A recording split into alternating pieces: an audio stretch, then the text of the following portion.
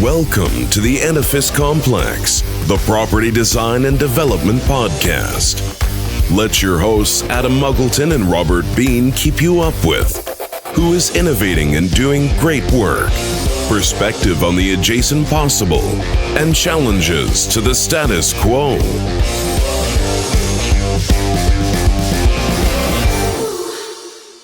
Welcome to the Edifice Complex. I'm Robert Bean, your official mediator, here with podcast founder, official agitator, Sir Yoda, man of everything to do with buildings, Adam Muggleton. Say hello, Sir Yoda. Hello there. Okay, all right. So we're on one of my favorite subjects this time. Quite excited about this.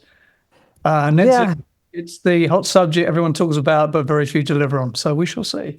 Yeah, and we don't do a whole lot of segments on residential. A lot of our stuff is commercial based or much more sort of broad global issues. But today's guest, and I actually remember exactly where I met, like a lot of our guests, I don't actually remember where we met. It was probably at a Building Knowledge Canada, I don't know, building science spring camp probably, or something like that, or out in BC, BC housing. In any event, I was always impressed with this gentleman.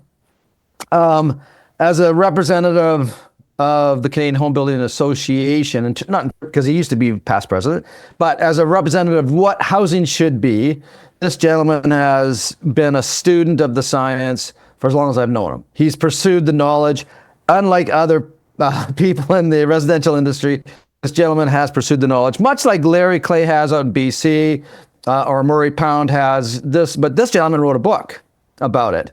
And the book is incredibly well written. It is about net zero. And I want to welcome to the show author, home builder, adventurer, past rugby player, Doug Tarry. Welcome to the show, Doug. Good to see you guys. Thanks for having me. I'm pretty excited to be on the show with you. Yeah, it's great to have you on. Doug, one thing I loved about the book is that you wove your own personal life through the pages. People get a sense of who you are as an individual, how you got started, and the journeys that you went on, including some of the philanthropic stuff that you do elsewhere in the world. You're more than a home builder. You're a pretty diverse individual. Tell us your story. Like, where the hell did all that come from? Yeah, I might be the most nuts person in almost any you put me in, I guess. When I was a kid, we used to go up to Algonquin Park every year for summer canoe trips. And, we would be paddling along and you'd get tired and, Dad, can we please take a break? And he'd say, no, stop. A change is just as good as a rest. So instead of stopping, we would switch sides. So you'd start paddling on the other side. And then about 10 minutes later, you get whacked on the elbow and it's this paddle. And you look down and on the flat of the paddle is a stick of juicy fruit gum. And that was your reward for shutting up and keeping working. So that's workaholic ethic in me. But the other piece was we'd get to the campsite and it wouldn't matter if it was our mess or anybody else's mess. He would make us clean that campsite every time. And his model, which I later on learned was attributed to the Boy Scouts, was always leave the campsite better than you found it. Mm-hmm. And those two things were really major guides for me and my siblings as we grew up and got into business. And so we're constantly looking for opportunity to learn, stay on the path of continual improvement. But it's really about leaving the campsite better than you found it. And everything else just kind of grew naturally from there. Yeah, that's great DNA, actually, guy. I've spent a lot of time in a canoe as well, and particularly in northern Saskatchewan. We would do 10-day trips, 11-day trips. And if there was ever a place to develop a work ethic, it's on a canoe trip because you're doing portages in the worst of the muck with the black flies and the mosquitoes. You're paddling upstream. You want to talk about paddling upstream? Well, you do actually paddle upstream to get to some places, right? You got to work your ass off, and that clearly has stayed with you your whole life. It has. And, my elder brothers, Bill and Greg, and a friend of theirs, they paddled basically halfway across Canada many years ago. It was actually written up in the Globe and Mail. So it is in our DNA, and we've done it for a long time. But it just was such a great opportunity to get connected with nature. And I think that's really what Dad wanted us to do, was to make sure, hey, you got to put your feet in the sand, and sometimes you just got to go out and smell the wood. And that's maybe one of the reasons why I love wood so much, is because I've had that experience, right? Yeah. I had that, little sidebar discussion about, sensory stimulation, the smell in the wood.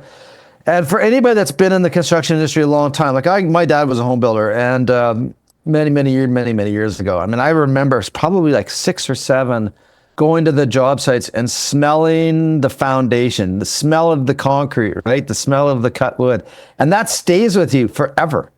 Oh, it does. I'm told, because I was not old enough to remember it, but Dad used to have me in the pickup truck by the time I was about 2 years old. And the rumor is that one time I guess I made a mess of my diaper, and so he stopped and he went to a little puddle and washed it out and put it back on me. And then I guess as revenge, I threw his blueprints out the window into the sun. That's funny. I've been at it for a week or two. The whole transition from your childhood to the home builder, I mean, every step seems to be for you has been a building block. I mean, you've sort of diverted not a lot off your path, but everything that you do on a day-to-day basis, it just seems as a building block for the next day. Is that true? Well, kind of. The punk rock band thing didn't work out, and so I ended up being a beer boy, and that led to my being a dishwasher, and that led to my career as a chef. That's actually what I'm trained for. Everything else I've made up as I've gone along. Yeah. So my actual profession is I'm a chef. But then my dad died in 31 years ago, and we had to come back to the family business. And I had I was the lowest kid on the totem pole, and so I had to run the hockey team. And at the time, we had a minor pro team that my dad had rescued that had come to our town, St. Thomas. And he had bought a minor share in what was called the London Knights, still around, very famous hockey team. And so I had to figure it out. And, success, not success, what have you, it was really tough. And we had still the record for the worst season in the history of the Canadian Hockey League at 360-3. So that was pretty humbling, like really humbling. But it taught me an awful lot about marketing. And that's really how I came back into the family business, the home building industry, was more on the marketing side. And then I learned design, and then I discovered the building sciences and just had a real good connection with the building sciences. It came really easily to me. And the rest, as they say, is history, right? Yeah. So there's been a varied number of careers in there. Well, and each one taught you something, right? Absolutely. Absolutely. The music piece is really about entertaining people and trying to make sure that when you're communicating, you're doing so in a way that will grab people's attention. Because if you want your message to resonate, you have to be able to connect with people emotionally. And that still plays to this day now. Yeah. And you probably find that I don't know of any sort of more well-traveled individuals in my sort of circle than you. You've probably got to relate to what Doug is saying? Oh, absolutely, yeah. Now, what I'm really interested in is residential builders typically, and again, I'm generalizing here, it's horrible generalization, leave no corner uncut, right? So what made you want to go down the net zero route and write the book? I mean, if I'm a resi builder, the business game is this: build it as cheap as I can, sell it, move away as fast as I can like it's a crime scene, which it is mostly, right? Yeah. So why would you want to go down the net zero route and make your life that much harder? It comes back to always leave the campsite better than you found it. We just felt that there was a better way to go. And it wasn't like an instant flick on the switch. It was steps along the path. But we had this really incredible house back in 2005. And it ended up winning everything in Canada as far as CHBA, OHBA, what have you, was the Waterford Cottage. And that was a game changer for both us and also the industry. And so when we looked at that house, one of the gentlemen that was coming to do the awards review of it, the judging, said, this home is actually really close to Energy Star. You should be looking at this new program that's come to Canada for Energy Star. And so we looked at it, got trained on it. Tex McLeod actually was our trainer on the R2000 program, which was the original training that we had. And we were one of the first 50 builders in the province to sign on for Energy Star. And after about 2 years, Adam, of trying to sell it as an option, it was like, this is stupid. Let's just make it our standard. And off we went. And then it was like, okay, well, we got really tight on the homes. All of a sudden, things stopped working. And it was, we need some R&D. And that just kept going. And it was not any one flick of the switch for us. It was literally the journey from bleeding edge to leading edge. But we did it because we felt compelled based on how we were raised.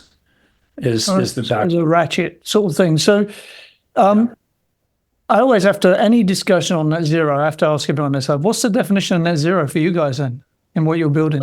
So for us, we're looking just basically right now at the energy piece as far as the definition goes, and that would be it's able to create as much energy as it uses in the course of a year. We go in the book far beyond that because that original definition, it's actually quite easy to do. Yeah. You know, it's unless you get into tiny homes, that's a different story, and we're working on that now. But as far as, you know, creating a home that can be highly efficient, what we really then started to look at though was how do we do it cost effectively? And we're not a profit-driven company. We believe that profit comes from doing something better that people want to buy. And so that's maybe a little bit of the difference for us as well, is that our philosophy is slightly different. But we started to look at, well, if we've got to compete against guys that don't care, to your point, how do we do that? Well, we have to be relatively close cost-wise. We can be a bit more, but we can't be, you know, exponentially $80,000 more for a house in the marketplace. It won't sell. So we had to really look at how to tighten it up. We've done a lot of work on really strategically getting more efficient, but also on how to trade things out to make it easier to build as well. We have to be able to produce it. And we're Canada's leading net zero builder. We've done over 600 of them now. Yeah, that's awesome stuff in terms of a leadership. So if you think about people like yourselves and Building Knowledge Canada, our friend Andy Odie and Gord Cook and Tex, I mean, they started Building Science Spring Camp many, many years ago. And I think actually where you and I first met was probably at a spring camp. Yeah, I remember it well. It's like, yeah, it's getting better. I like it. Yeah, but you've adopted a lot of the principles. Like when those people get up in those camps and they start talking about what they want industry to know, there's, I don't know, like in the spring camp, there's probably close to 200 people? Yeah, something like that. Yeah. You know, and if you think about summer camp with Joe Steebrook and Building Science Corporation, there's probably 400 or 500 people. 4 and change for sure. You know, so you think about the two organizations running camps in Canada and the United States, you know, 600 people a year, which is absolutely awesome. I would include EBA in that as well. Right. They have their fall summit, and it's just excellent training opportunity as well. So to me, there's the three. Yeah, but my experience is that oftentimes at those camps you see the same people. Yeah. And how do we get that? How do we drive the curiosity that those participants have? Why you show up every year to these camps and you go to them? Obviously, for you, there's a reason for it. But how do we get the rest of the industry stepping up, participating? Well, Robert, I think that's one of the reasons why I wanted to go down the path of writing the book as more of a philosophy storybook, is because I felt if we go in there guns a-blazing on technology and thou shalt follow this specific methodology for building something, it won't resonate. Guys are looking for like a reason why, but they want to believe in it. And so that's really what we tried to accomplish with writing the book the way I did was, hey, it's not that hard. And I'm going to tell you a story that might be a little bit embarrassing, but I want you to remember the why. And so I think that we have to do a better job. Look, when we're talking about energy savings and we're trying to convince somebody that they should buy a house based on energy savings and they pull up in their big old pickup truck, what are we doing? Yeah. So really, like, come on, man, we got to have a different conversation. And that's why I go back to that piece on emotion, right? And I don't want my staff talking about, well, you can save $10 a month on your hydro, but stop. How is it going to appeal to the buyer? And the vast majority of decision-making buyers are women in the family. And so we have to appeal what's going to make them feel better about their lives and help them have a better life. Yeah. So $10 a month on your hydro bill isn't going to do it. But if you can be safer, more comfortable, healthier, and feel that your family's being taken care of, also that includes you have to have better storage. You have to have better flow in the home. There's all these different other elements that we have to consider, not just about energy efficiency. And so that's really the story I think we have to tell. And if you can do that, it can be extremely compelling. Yeah. So we had a session very recently actually with Nate, the House Whisperer. He's sort of like a sort of American analog for you in a way. Right? He's obviously pro efficient buildings, blah blah blah blah blah blah. And one of the things he came out with is passive house we were talking about for a bit. Is not scalable. And the criticism of sort of net zero homes, highly sustainable homes, is they're a luxury good, they're dual handbag, right?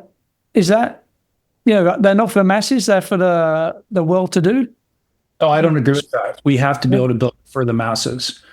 We just got through doing a blitz build back a month ago, and we blitz built 8 tiny homes in 2.5 days. We brought in 6 other builders that had never built a tiny home or a net zero home before. We put them through a quick boot camp. We taught them what it was all about, and we got it to basically work. The challenge that we have with the tiny homes is the mechanical systems are way too big for what the requirements are. Yeah. So that's something we're going to have to work through.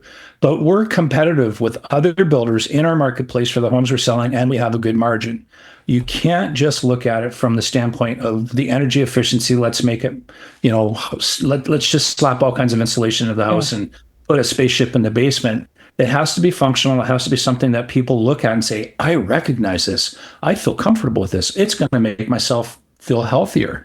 When you can open and close a window and show the difference to the customer between traffic noise outside and not, now you're starting to talk their language. Yeah. But we do it. How do we compete with other builders that are just code-built builders? Yeah, so that goes on to, like, if you're a dual handbag, is there a premium? So is there a premium for your product versus the next guy's product? Maybe $10,000 more on a 1,500 square foot house. Right. It's pretty. But so here's an example I give to other builders as I'm trying to teach them. If I asked you to pay 10% more on your window package, you tell me to go away, right? All right, I'm not paying another $2,000 on my window package. I can't afford it. The customer will never buy it. But if I said to you, look, I want you to spend $2,000 more on your windows, but in exchange for that, you're going to have a home that's more comfortable. You're going to reduce your carbon footprint. You're also going to reduce your mechanical system size. Your air conditioning, which is dominating your mechanical sizing, becomes smaller. Your bulkheads are smaller. Your air handler has to be smaller. All of the above. And by the way, it's a net positive to you cost-wise for doing it. Would you do it then? And we do that on almost everything within our house. We look at it and say, is there a different, better way to do this? So you have to be a storyteller and a communicator basically to sell the product, right? No, to devolve the product to design the product for ourselves within our staff and get the staff buying. When it comes to the customer, it's telling a story about how it emotionally appeals to them and why it's better. And then we make sure they're not out of price point that they can't afford it. Can we just go back to tiny homes? I love that name. So that means different things to different people. So what was a tiny home? What were you doing there? How big were they? What was the premise there? It was built for the YWCA. It was actually a dream I had when we were down in Puerto Rico, the last mission. And so it's like, I can do something about the homelessness problem and the underhoused problem in my own community. So we worked on it for several years, but I wanted to do it with the YWCA because they've got programming to help get people back on their feet. So everybody that's going to live in these below market rate income housing, they're going to have a program house there, and they're going to have a person that's assigned to them to help make sure they're getting on their feet. But what we did is these were about 430 square feet, slab on grade, panel framed, like really fast and easy to put up. Yeah. And so we specifically designed it for if you didn't have a roof over your head, and these are really cute and they're really functional space-wise. You've got a kitchen, you've got a laundry, you've got a bathroom, you've got a bedroom, and you've got a living space in that 430 square feet. So, and they're built to rent or built to buy? Well, our mayor wants us to build them to buy because he sees it as, what do you do if you're trying to find a house for under $330,000, $340,000? There's nothing available. So our municipality would be in favor of us bringing forward as a for to buy. These were designed and built for rent, the low market rate. I mean, the homeless system or the unhoused problem, right, is a problem. And the only answer to that is building lots of tiny homes, right? basically the municipalities are out of building homes business. That's why we are where we are, right? So how do we get back? I mean, what you've just described is the answer. Why is that not happening? I'm asking you to fix this problem, by the way. Why is this not happening elsewhere? Well, it's funny because our Mayor Joe, he's gone to, the Provincial Association of Mayors, and the other mayors say, well, how did you get money out of the government? I want to do that too. And he says, well, the first thing is I don't go to the government with my hand out. I go with a plan and I say, I want you to invest in the plan and here's what we're going to do. And so the other levels of government want to be on board with it because the builders and developers are in on it. And then the municipality's in on it, and then the province gets in on it, and then hopefully ultimately the feds get in on it. It's not something that any one group can tackle on their own. It really requires a multifaceted approach, and that's what we've been doing here in St. Thomas. We've got some other projects besides the tiny homes that we're involved with, and there's other groups as well that are doing it. So we're really going after it, but it becomes an approach that's based on collaborative effort, which I love. Just the politics and the opposition to that. Some house builders don't want to see you do it, I guess, right? Because it's competition, permits. So my answer to that is, we need housing across the spectrum, and if we can help people at any point along the path, that frees up housing in other parts of the path for others to be able to step into. We don't have enough housing, period, no matter from top to bottom. There isn't enough housing. Agreed, 100%. 100%. It is so goddamn difficult, particularly in Ontario, to build something, like get the land, get the permits. Unless you're in the big boys game, it is a fixed game. I was advising a developer in Ontario who shall be nameless, who in the end gave up and went to Alberta. Just said, F this, I'm done. And this person had all the ability and all the people around them to make it happen. So I'm so bearish, particularly in Ontario, on getting anything done. I'm just impressed you got that built, quite frankly, without having someone shoot you in the head halfway through it.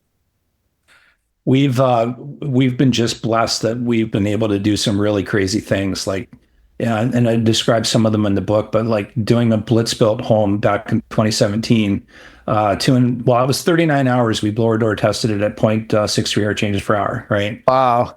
Ooh, and that was, so building a home in literally 39 hours. That was for a family that the father and husband had died and they needed help. And so we sold the home and gave them the profits on it. But it was incredible. We made a movie about it, actually, which is really fun. And then from there, we did that 4-mission trip down to Puerto Rico after Hurricane Maria. And Adam, that was a huge eye opener as far as resiliency goes. I mean, we went to the belly of the beast and saw what happens when climate change really hits home, right? Yeah. We were down there before there was like the bridge had been blown out. You had to drive through the river to get to the village we were helping. And we were down there with the hydro line workers at the same time. Just incredible. So we've just been blessed with opportunities, and it's like layering in a cake. Everything just keeps adding to the knowledge base and the experience. Yeah. There's so many topics and we could go here. Yeah, so for our for our audience, we're going to bounce around a bit. Doug, I've sort of been an observer of the home building industry off and on over the years. Why is it consumers will spend more time researching, veterinarians for pet care? They'll spend more money on cosmetics. They'll spend more money moving from one place to another, whether it's within their own community or across the country. If they're buying anything that requires like a boat or an automobile, or if you're in a different league, planes or whatever, they'll do all kinds of research work into that. But when it comes to buying a home, they don't do any research work. They basically put themselves at the mercy of the builder, and it's a crap game. Why is that? I think it's because it's an emotional buy, and folks don't know how to process their emotions. Oftentimes they end up landing on logic, but it's an emotional buy. And so they go with what makes them feel good about it, but they don't have a reference point of how to do the background research. And so oftentimes what I've done in the past, if I've got somebody on my sales floor I'll take them down in the basement. I don't do it so much anymore, but for years I did this quite a bit. It was great fun. And I'd say, well, let's go stand in the basement. Let me explain what's going on in my basement with you. And I'd walk them through it. And I say, okay, well, I want you to do me a favor. The other builder's house is up the street. Go down and spend some time in his basement, and then come back and find me. And I want to talk to you again. And they'd come back about 40 minutes later, and I'd say, okay, let's go back down to the basement. And I'd talk again. And I'd say, but do you notice anything different about my house versus theirs? My feet are cold. Exactly. Yeah. So we do a really bad job in our industry of educating the consumer. The Edifice Complex will continue in just a moment. Are you struggling with paperwork, spreadsheet overload, and project management? Then Blue Rhythm is the solution to help you. Streamline your commissioning and project management process. Go paperless, increase efficiency, and save money. Blue Rhythm is commissioning and project management software by practitioners for practitioners, adapting to your workflows and processes, and doing things your way. Blue Rhythm provides painless and fast onboarding by bringing your existing workflows, forms, checklists, and issues logs into Blue Rhythm for you. You can use their pre-built templates to customize your commissioning workflows. And Blue Rhythm can fully handle the transition from your current software platform. Blue Rhythm is secure, scalable, and reliable, backed by amazing support, and accessible 24/7 on any Windows, iOS, or Android device. Why are you still using paper and hard-to-control spreadsheets? Start your free Blue Rhythm account today at bluerhythm.com. And now, back to the show.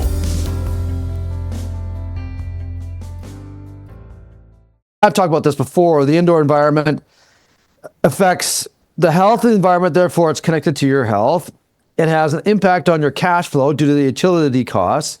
It has a direct influence on anything that you bring into the home. So heirlooms, musical instruments, paintings, anything that can be affected by light and temperature, right, is affected by your indoor environment. And Adam, I can't remember what episode, but I got on a rant about why wealthy, highly educated people who travel the world have been into all of the museums, walk around, and every artifact that they look at is not exposed to direct sunlight, and they're always in controlled environments. But then they come home and they buy a $200-300 million condo downtown Vancouver, completely exposed to shortwave radiation, and that's where they put their collections. Yep. It's like, what happened, people? Right? So we have, Adam, again, you and I, we talked about this, like there needs to be an education system, starts in high school, about how to buy a home. Oh, God, yeah. You're right. No, it's an emotional purchase. It's a cult, in my opinion. And, people are just not as bright as you actually think they are. Just because someone rocks up in that, $100,000 car and they're selling their $3 million home to move into another $3 million doesn't mean they're bright. Right. Doesn't mean they know anything, actually. Right. So I'm going to disagree. They've been trained. Folks are all specialists. There's no generalists anymore. Who's changed their oil on their car in the last 20 years? You just don't do it. I mean, and there would be a minor sliver of the community that would say, well, I do it. But realistically speaking, we're all specialists. We have that one field that we know, and we're completely lost on everything else. True that. True. Yeah. I think that's a societal issue. And I don't know how many people actually can make a recipe from scratch anymore. But going back to your thing about the fridge, and that's what I'm cooking for the night. But my wife diligently follows the recipe, right? But you're going back to your thing being an emotional thing, right? Wrapped in emotion is scarcity and fear. I think fear is a big driver in purchases, which is why there's a lot of impulse purchasing. You're out that weekend, so just about right, let's do it. Boom, in you go, right? You spent more research buying that freaking blazer the previous week. What's better, granite countertop or windows that won't cook you in a power outage? Right? Well, I'm going to suggest the windows are, but that's not sexy. That's not an emotional attachment. You have to tell a story about why it's healthier for their family and safer for the family, and then you can pull them back across on that connection. So a cynical letting agent said to me, because I've got a commercial development background, but there was a period in London where you just can't put an office block up anymore. You'll build residential, right? So we sit down with agents and they say, this is the deal. Bathrooms and kitchens sell houses. which is Latin for granite countertops, basically. And as cynical as that sounds, it is actually true, I believe. Still true. Yeah. But not with our clients. Well, and that's one of the interesting things, right? Is becoming really self-aware of who your clients are, and you actually create the filtering system for that. Yeah. Right. That's up to you to create the filters, who you're going to let into your box, if you will, and work with them. And I remember, like, when I was practicing, like before I retired in 2019, it took me a few years, because I'm not that smart, to create a filtering system where I ended up in the latter years of my practice and I think I've thrown out these statistics before, like 90% of my clients were other engineers. The other 8% were from the healthcare industry, so physicians, dentists, general practitioners, surgeons, and then the other 2% were well-researched individuals. And how we did that is that a lot of our business came through our website. And there was a time when anybody could sort of tag into me and throw out questions at me, and I just got inundated with people just looking for free shit. And I said, okay, enough is enough. If you don't want to pay for consults and you don't want to pay for engineering services, then the website is yours to access. But if you like what you see in the website, you like the information we're giving away, and you want to go further, here's what it's going to cost for engineering fees. Here's what you need to budget for mechanical systems. Here's what you need to allow for Windows, building upgrades, all that kinds of stuff. And if you're prepared to pay for that, then here's my phone number. Yeah. And that one exercise took, huh? Well, that's what happened, is that all of a sudden the freebie demands on my time, like people that didn't want to pay for my time, they went away, because I was very clear on my website. If you want it for free, use the website. If you want to pay a fee, give me a call. But here's what the fee is going to cost you. Yeah. And our success ratio went right up to the roof. It's like, well, why didn't I do this like 20, 30 years ago? But you're so like Doug, and you're like a lot of us. I mean, we care so much about it that we do want to educate. We will give away a lot of stuff for free. A lot of our knowledge, we'll give away for free. But at some point, to get into the inner circle of your brain, you got to belly up. Like, you got to pay. Well, yeah, I guess, the book has got a fee on it, and God bless everyone that's bought a copy of it. I think we sold a couple, and otherwise it's the most expensive business card you're ever going to create. That's kind of how I look at it. But the book is pretty inexpensive for a lifetime of knowledge to be in there, but it's only like snippets, and it's snippets at a specific time. Just because I described it in the book at that time, it may not necessarily be what we're doing now, because the path to continual improvement means we're going to continue to change. But we also have a boot camp that, God bless me, I'm trying to get launched. I've got it done. I've done it once, but it's a full day boot camp, and it rocks. But it really is about the philosophy.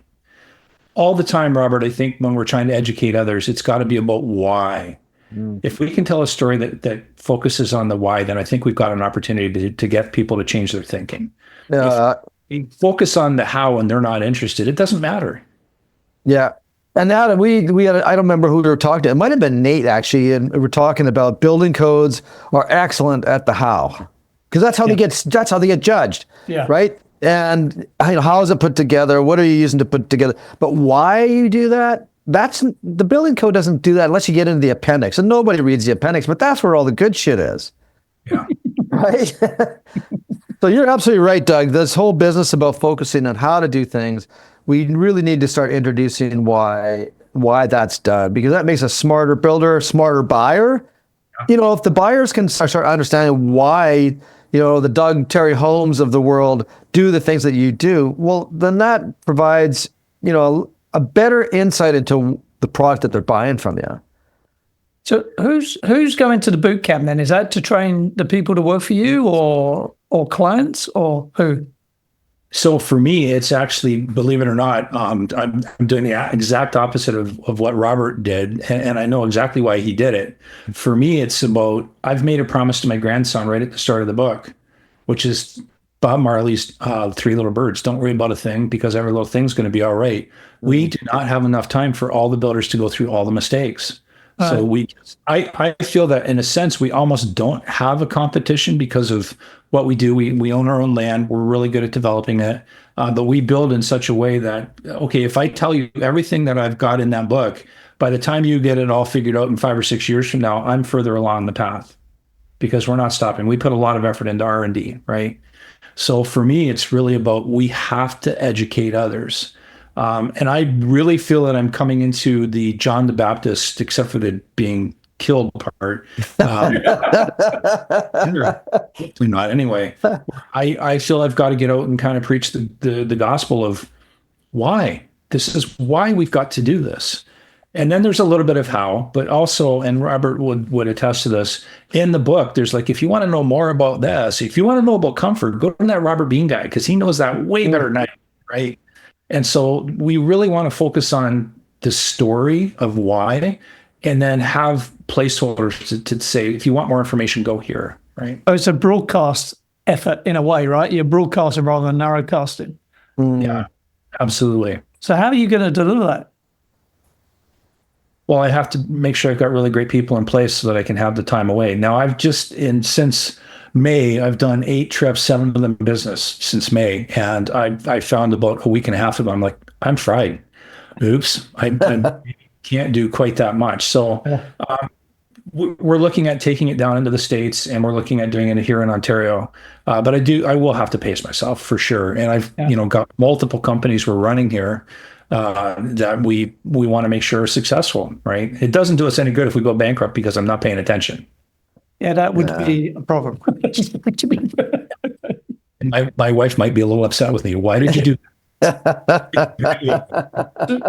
The other thing, so net zero, it's, again, I have a love-hate relationship with it. It's a buzzword, but it works. There's so many fixes on it, like this offsetting, the fat guy stands next to a skinny guy.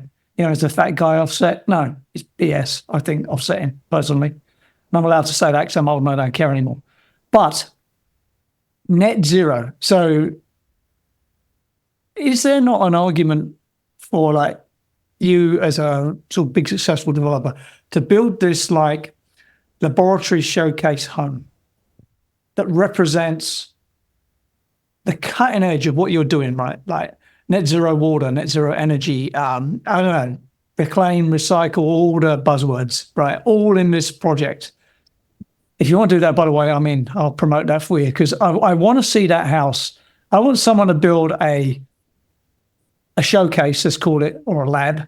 And it just represents the absolute bleeding edge of like water efficiency, energy efficiency, IEQ, IAQ, right?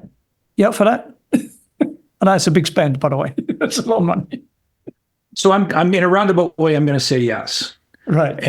And in the book, I talk about there's 8 essential elements to what I call life arc. So if we look at what ultimately the book is about, it's actually not about net zero. It is about net zero, but it's about net zero is not the full answer. We have to go beyond that. So I look at what I call the 2 commandments, the first elements. And so the 2 commandments would be, you got to have a great water management plan. You got to have a great air tightness plan. And don't do anything else until you figured that out. I don't give you 10 commandments. I give you 2. Yeah. Figure that out because otherwise you're going to rot your walls and it won't matter. Right. Yeah. After that, then we go on to, okay, well, here's the 4 principles of modern design as I describe it. Carbon reduction, indoor air quality, occupant comfort, and climate resiliency. And everybody gets thrown, but why did you include occupant comfort in there? Well, the extreme loss of comfort is death. Yeah. Yeah. That in 3 years ago with 800 people died in like 6 days. Yeah. It's a problem. We can't allow these buildings to overheat or freeze. Yeah. So freezing's not as bad of a problem as overheating because freezing you can put a coat on and you might be able to survive a little bit longer. If you're stuck in your home and it gets stupid hot in there, you're going to die. So we and this thing that's coming potentially in the code to say, well, we're going to have like a panic room and you're going to have one room that you can, what? Just have the house so it doesn't overheat. Who came up with that? Fire yourself immediately, whoever said that. Oh my God, it's so stupid. But that's people that don't understand how to actually build that are having these conversations. Yeah. And then the next one is we have to look at what is the life support system? Okay, so what is the life support system? How do we take the thing off grid and be able to have the home survive for, let's say, a 7-day period in an extreme energy event? Because it's going to happen. Like, it is going to happen. Now, I'm not talking about Asheville, North Carolina, where I've got builder friends down there that literally are building sustainable buildings designed for a hurricane. If you've got an 8-foot wall of water coming at you, it won't matter how you built it. It's going to be gone. And then the last piece of the 8 essential elements is we have to look at managing client expectations, and we have to teach our clients, or we're not going to be successful. So if you put all that together, then I think you can create what we would call a life arc. And we built 2 of them. Actually, we built a prototype out at Oneida last year. We did it as a blitz build. And then this year we opened 2 discovery homes. So it doesn't have everything on your list, Adam, which is why I'm saying I'm going to do it in a roundabout way, but it has a lot of what's on your list. Yeah. And so we're trying to figure out how to do that cost effectively now. And we're looking at what is that life support system and how do we do it? Is it a gas backup? Can we do it off the battery? Well, there's not enough information on energy consumption on these houses versus the modeling to say what exactly it is we need. So we're studying that. That's it. That's interesting, right? Because then you get to resiliency and redundancy. You need data, right, to make those estimations. And we're working with building knowledge on 2 projects on that. The first piece is, looking at existing clients' data. And the second piece is going to be doing some monitoring over probably a 24-month period of maybe 15 homes to just see how they perform. So I want to down a little bit on, sorry, mate, while I've got this in my head, I just want to get that. Yeah. I mean to ask you about it. So you've mentioned a couple of times that you test for air tightness, infiltration, exfiltration. Yes. You might be the only residential builder I've heard say them words. Tell me more. We do. There's a few of them. And we track it, and we believe so much in it that we bought the Aero Barrier franchise for our region. Oh, right. The Aero Barrier, every single house. We didn't need to, but we wanted to know every single time that we were able to do it. And what we found was in doing that, we could actually use it for pre-tests. Right? Something went wrong in this house. What happened? Right. Be able to go back and say, hey, this is where the air leakage is coming from. A couple times it was different detailing up in the attic or at the very front of the house where there's a Tyvek detail going on the edge of a porch, and it was ballooning out. And we were able to find that because we were doing pre-testing. And that was part of what we did with the Aero Barrier that we have the franchise for here in our area. So we do every single house. You know, Emily, Karen, we've had her actually on the show from Eco Synergy, and I watched her take a farmhouse, an old 1970s farmhouse, from an air leakage of 9.6 down to 3.3. That was without the new windows in, without the new pot lights, without the new flooring. And, you know, she'll go back and she'll do a test on that house. To take an old farmhouse and reduce the leakage using that particular product, the Aero Barrier, of 66, 70%. is phenomenal, and it changes the interior experience of the interior environment. Like it's night and day. And then when you couple that with better windows, reduced thermal bridging, natural materials in the inside, natural lighting. I mean, the sound. Yeah, right. It changes the way that people experience indoor environments. And I think going back to experiential experiences or experience learning, going into a code-built house versus into a home that's been designed for people for sound, light, thermal comfort, air quality, it is a different experience. And it goes back to what you brought when you bring your clients into the basement and say, what's the difference between my competitor just up the road and when you come back here? And they use the vernacular architecture or vernacular words, my feet aren't cold. Yeah. Yeah. You don't have to get into all the bullshit, all the words. It's just my feet aren't cold. It doesn't stink. The light is great. I can hear myself think. It's just basic stuff. Yeah. I want to come back to this resilient thing. And both Adam and I, and you have, Doug, too, traveled many places in the world. And we came back from a long trip here last January. We were in 3 countries. We were gone for 5 months. We stayed in 32 different places. And one of the things that struck me was the vernacular architecture, particularly in Oman. When you're flying out of Muscat, all the buildings, nothing's over 3 stories. They're all white or shades of white. All the windows are set back. They're set relatively close. One building shades the next building, right? Yeah. And when you go back and you look at thousands and thousands of years, how did people survive in those climates without air conditioning? It's not that we don't have the knowledge. It's just that we've turned our back on old practices that worked. One of the craziest ones that I see with architects is, what are you doing with all these flat roofs? Like in our country, yeah, like on a resi house, what are you doing? Yeah. As Dr. Staberg would say, there's nothing wrong with a flat roof that a one-tall pitch can't fix. Get the water off the roof. Yeah. As my old prof would say, gravity is free. Why are you not using it? There's so many lessons that we've lost. And you look at these skyscraper buildings, which are just, vertical coffins. If they ever really and didn't have the generator backup or whatever, people are going to cook in those buildings. Yeah.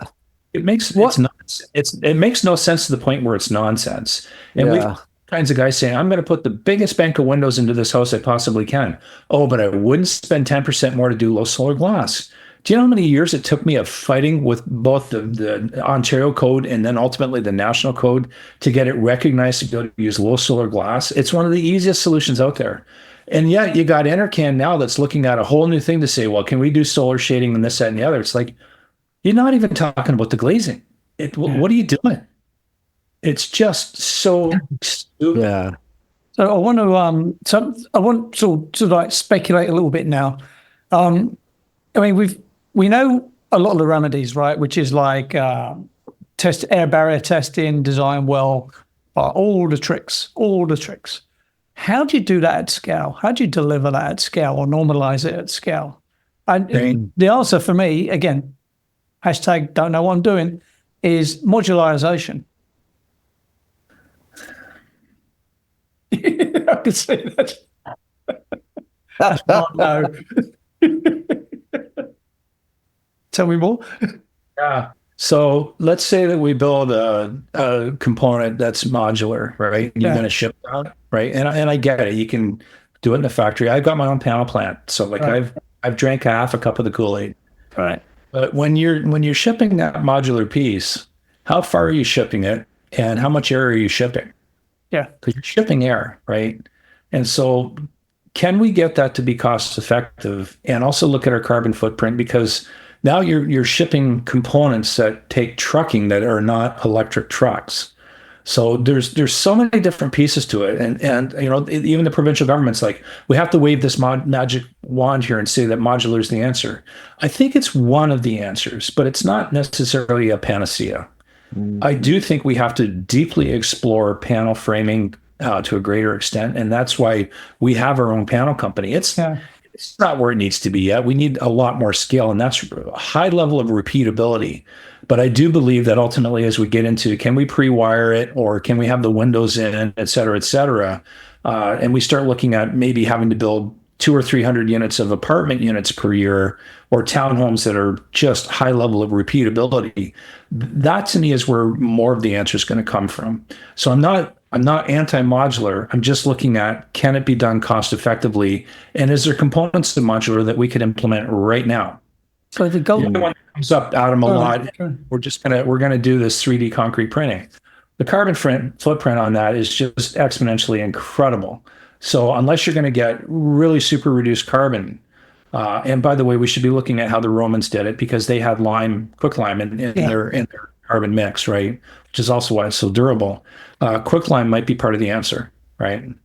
So the gold standard for me on residential is the German firm Hoofhaus. You ever heard of them? Mm-hmm. Now, again, they address the high end level of the market, right? Yeah. But is there not a way to scale up what they do? It's all panelized, then it's assembled on site to a quite high engineered standard. And it's slab on grade. Do we need to dig a hole? I come from the UK. If you have a basement, you've got a problem in the UK. Why do we have basements? I know it's a cultural phenomenon, but Hoofhaus is slab on grade, highly engineered, panelized, put on site, so it's quick build, right? I've never understood why that hasn't blown up to some degree. How big's England? About half the size of in Ontario, probably not even that. Like Southern Ontario, right? Yeah. No, so Hoofhaus is a German firm. Yeah. No, I get it. Yeah. But you're referencing, could you do it in England? And I would say even Germany, the size of Germany compared to how big Ontario is, we're very spread out. So it might work in Toronto. It might actually be a great solution in Toronto, especially when you're looking at how do you go into some of these neighborhoods that are very, very tight, right? But it doesn't necessarily scale if you're looking at, okay, I'm in St. Thomas and I've got 50 kilometers I got to go up to Dorchester, right? Yeah, so logistics is an issue, is what you're saying then, right? It could very well be. I mean, I think it warrants a greater, deeper dive on it.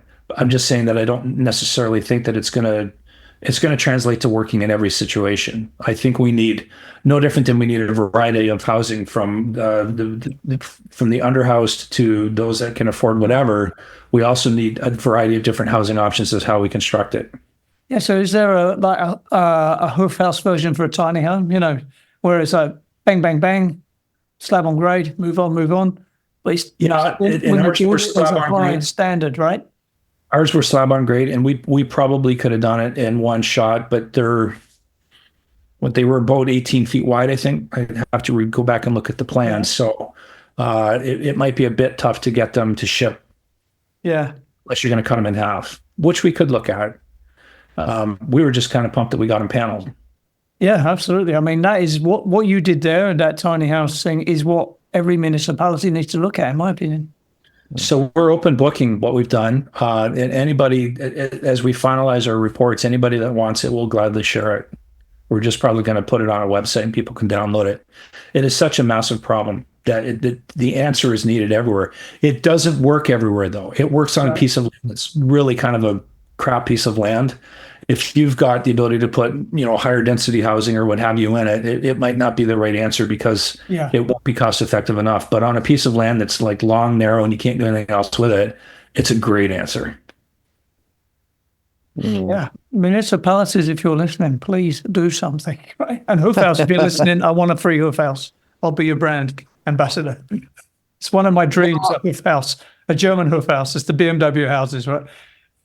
Yeah, that is one of the problems, though, isn't it, Adam? I mean, we talked about how many building programs exist in the world, and there are too many. And that you get paralysis through analysis, trying to figure out which one you want. And and I don't know, like I am so anti-government, but there are, I think, times when government is necessary, and I think when it comes to housing in particular, we need the power of government to make changes here, because I don't know how else you're going to do it. We've talked about the principles that when it comes to codes, the minimums become maximum. People only go to the highest, which is the lowest requirements. And until that gets changed, the upgrade demonstrates what the downgrade is. I remember when people would talk to us about standards, and they would say, well, if you're going to build to those standards, that's an upgrade. Well, that would mean that everything below the standard is a downgrade. And we have an entire industry based on building to the downgrade rather than the standard. It's your point there, Robert. It is actually kind of tough to build Energy Star and or net zero as an option. Well, if it's so good, why isn't it just standard? Would be right. Yeah. Exactly right. If it's self-evident, what are we talking about here? So get that answer enough times, you just say, well, okay, let's just make it standard and see how it goes, right? There was a lot of nerves on the sales staff's part, and justifiably so. Like, that's their livelihood, right? And I finally just said, you don't worry about selling net zero. I just want you to sell the brand. And then we're going to get them through with the emotion, and that's how we're going to connect with our customers. And it went great. Right? But people, do you have a better product? So you have customers rather, that are willing to pay that small premium and understand what they're getting, right? That you see demand for this. Well, let's put it this way. In an industry in this area, and it's also because of lot pricing and not gouging, but in an industry where we're making margin and everybody else is dead in the water, and last year was our second best year on record, when other guys were like, they'd be lucky if they got a sale, and we're blasting away. I think there's something to it, right? Is it like the Tesla effect? I called it. I got friends in my group. Yeah, I bought Tesla. Climate change solved. But there's a virtue to doing it. Is it a bit like that? Not that I'm picking up on. I think It's by the client's perspective. It's because they're getting a better product that's safer and healthier for their family. They like the durability. But I go far enough back that when we started doing the tornado resistant roof design, that folks would say, well, why do I need that? There's no tornadoes in this area. And I'm like, actually, it's a pretty hard reach in. You should. There is. Or the same with radon. Yeah, we just do radon mitigation rough-ins because we want our houses to be safer. Well, I don't need that. There's only radon in 3 areas. Or the other builders would say that for sure. No, it's actually, we're in a high radon area. Right. God, thank you for saying that. I've talked to people about this. They look at me like I'm bonkers. Yeah, they don't know. Yeah. They don't know about it. Yeah. We're getting towards the top of the hour, and I think we should have our quick fire questions for you, Doug, before we wind it up. Thanks for coming on the show, by the way. For our audience, if you have an interest in the building industry in general, not just about net zero, but the building industry in general, I would definitely highly recommend Doug's book. Doug, you said something earlier on in the interview about you're not a profit-based company, that your profits actually come from doing other things, right? I totally agree with that. But my question for you is, let's just say you've been asked, because I like asking this kind of a question. You're at the Wharton School of Business addressing the MBA class that year, and you stand up there and say people that run for-profit businesses are missing the point, because in our business, we're not focused on the profit. We're focused on doing everything right. And if we do everything right, the profit will come. What's the message that you're going to send to those Wharton grads who've just spent the last 5 years or 4 years or 3 years of their life listening? It's all about the profit. Well, I would say don't look at me. I'm too small. Go look at Boeing. It used to be a company that was run by guys that loved building great planes, folks that really got it and loved building great planes. Yeah. Now it's run by bean counters, and they're in trouble, right? You have to look product first. In my mind, that's what's going to differentiate yourself. But then it's also about the community commitment. And so, we as I say, we're not a not-for-profit company, but we like profit because we can do things with it. And one of the things we like to do is invest back into our communities. Well, why do we do that? And it's quite a significant amount. Well, because if I was to look at, say, spending $200,000 on an ad campaign versus $200,000 on something where the TV station shows up and the radio station shows up and the print shows up and they're all covering it, and I'm getting all that extra positive endorsement, well, what's better? I got a better benefit into my community, and I got the free coverage from the media. I like that model a lot, and we do that a lot. We really believe that we have to continue to invest in our community, because that's what makes a healthier community. And when you have a healthier community, you have people that want to be there. And so we put in trails. Yeah. We look at one of our models, if you will, is we don't just build for humans. We actually look at how animals interact within our communities and try to do a better job with that. And what's ironic about that is the humans like that better too. Yeah. Because that's awesome. Being what's good for the dog is good for the master, right? Yeah. Well, and I think just before you ask your question, like right now in front of us in real time, we're watching corporations disintegrate. And you brought up Boeing. Another one's is Starbucks. Starbucks forgot their roots, and it became a profit DNA rather than coming to a coffee shop with your friends just to sit down and have a good cup of joe. Yeah. It changed. And now people are fed up. Like, what, $6 for a cup of coffee? And now you want me to tip the people? Not that the people don't deserve to be tipped, but the price of the coffee and the experience you get in the spaces, they've lost it. Yeah. I was at a hotel in Ottawa a couple of weeks back for the national meetings, and I at a function was charged $9.50 for a can of ginger ale. $9.50 for a can. What are you thinking? Yeah. You're not that good. That's price gouging, right? So my question is just a very quick question then. Yeah, I've wandered into your showroom. What is the one benefit that stands above all other benefits to buying one of your homes, like the net zero experience? I think one of the most easily definable benefits is going to be on comfort.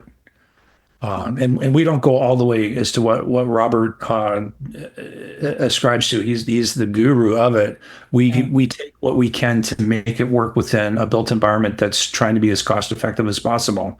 But the basic tenets of trying to make sure we're keeping thermal massing in the home, we keep it really simple. Like I've done complicated. I say it in the book, and you know what I found, Adam? It's just complicated.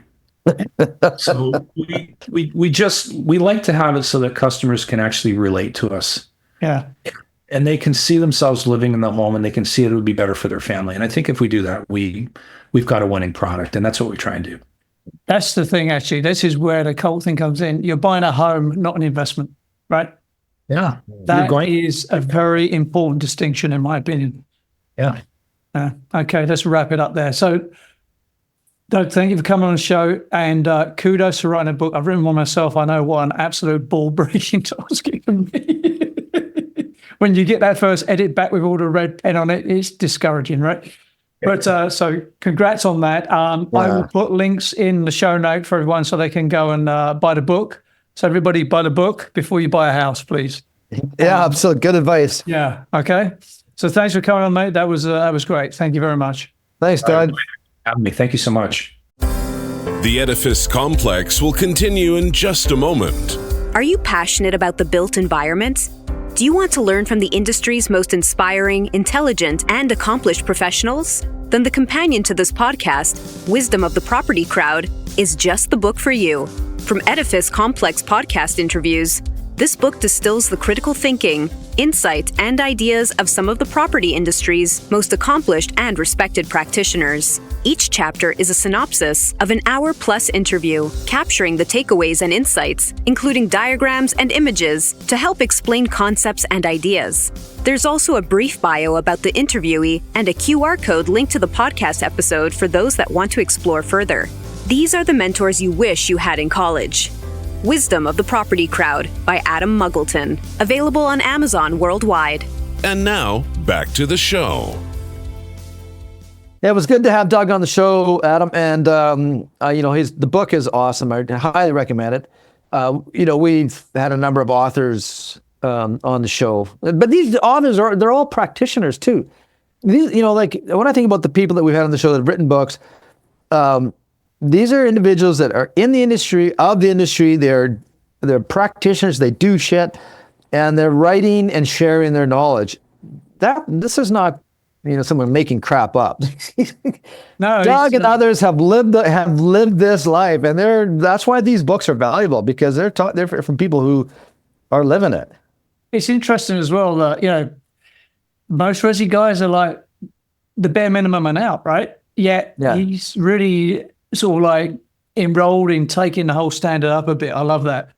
I always have this dream of building a house and making it actually done properly. I feel he's someone who could actually do that for me. Oh yeah, absolutely. So to have him on the show, he is definitely not of the norm.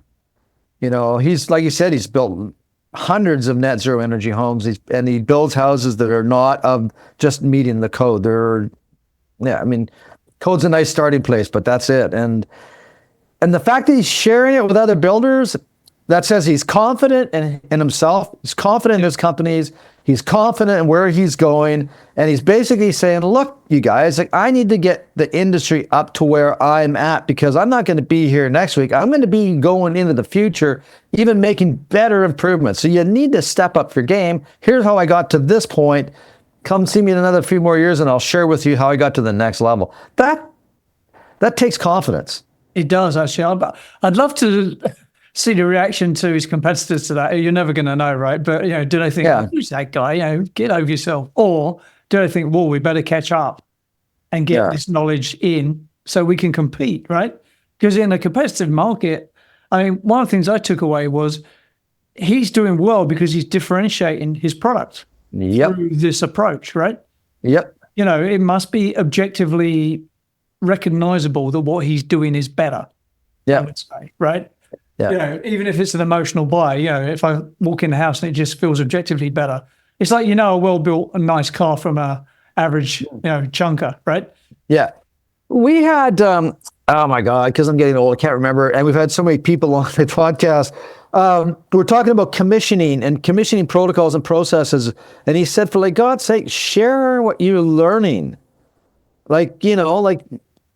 We're all benefiting from the knowledge. That's talk about how we could build upon our collective knowledge. If you just keep it to yourself and you're selfish with it, okay, that is a strategy and it does work in some applications. But when you're trying to change an entire industry, if you're hell bent on being private and concerned or confidential and not sharing your knowledge, yeah, good luck. But the old saying, right? You got to give to get. This is where that principle lies, right? Absolutely. Give to get. This is where people, I think, make a fundamental mistake. A lot of people make this mistake, right? It's like, everything's transactional. You do something for me, I'll do something to you. Whereas he's gone down I'm going to do something. And then if it comes back at me, that's great. If it doesn't, who cares, right? Yeah. That's a different level of human being. That's a different level of approach. But I think that's what separates the winners from the losers, actually. Absolutely. And there's lots of examples of that in our industry. When I think of Building Knowledge Canada with Andy Oding, we had him on the show. When I think of Joe Stieberg, we should try to get him on the show. And John Straub. These guys give and give and give and give, you know? And all of their technical papers that they write, they could sell them through Science Direct and Taylor and Francis and people would have to pay $35, $40 to read the paper. I want to use a swear word, but I'm not going to. But screw that, right? These guys just give it away because we're trying to save the world. It's like Terry Francis Book or whatever professor from Waterloo University. We're trying to save the world. Share your knowledge. Yeah. There was Liam. We had Professor Liam there from Carleton University also. Yeah. So he and his crew, they just published a paper on thermostats. I actually participated in that survey, right? And and the link you publish, you can go to Science Direct and you can pay $45. But the funding for that paper came from Canadian taxpayers' dollars. So I actually asked the question, come on, Liam, outside, it was great work what they did. Good on them. And I would highly recommend people read the paper if you're interested in that kind of shit, thermostats. It's all about the human interface. Yeah. But they're not the same. They don't look the same. They don't program the same. They all do different things. The thermostat industry is a freaking mess as far as I'm concerned. So they're trying to understand that and try to create a standardized format for thermostat manufacturers so that people buy widget or Model X or Model Z or ABC, it's the same. They don't have to keep learning new shit all the time, right? Which I think is brilliant. But anyways, NRCan, researchers that do work in Canada for Canadian funded research, you can get those papers for free. And we've talked about this before. Again, the research that you have to buy, it goes nowhere. Yeah, absolutely goes nowhere. This is for the academics and the crowd. If you do a research paper and then it goes to SciSec or Taylor Francis or somebody, they're going to charge $45. I'm part of the ResearchGate network. I can go in and I can see how many times a paper has been read. You'd be lucky if 10, 20 people buy it. If you make it free, hundreds of people can get it. So there's an argument, right? I recently had to buy a Canadian standard and it was 320 US, right? There's arguably if this standard is referenced in building code, that should be a free download at that point, right? Well, yeah, because the people that are on that CSA committee, they're volunteers. Yes. It's robbery, man. It's in my view, standards, guides, anything that's referenced or cross-referenced in the building code should be a free download. Right? You can't ask people to do something and say, oh, by the way, that thing we want you to do is 320 US just to look at it. Have a nice day. Okay. Yeah, if something is publicly funded, it should be a no-brainer. Look, my taxpayers pay for that. I want to read it for nothing. Yeah, no, that's another little crusade we might have to start. Absolutely, it is. Anyways, Adam, I'm glad we had Doug on the show. Doug, if you're listening to this, thanks for being on the show. We don't normally do home builder stuff. Lately, we've had a few people on. We're going to try to get Larry Clay on from out in Vancouver because that guy builds a brilliant product. I mean, he is, man. Big subject, big problem to solve, right? We need more of it. So Yep. kudos. Okay, mate. I'll see you on the next one. All right. Cheers, man. See ya. Bye. You've been listening to the Edifice Complex podcast with Adam Muggleton and Robert Bean. To access show notes for this episode, visit edificecomplexpodcast.com. If you have enjoyed this podcast, please leave us a review on iTunes. See you next time.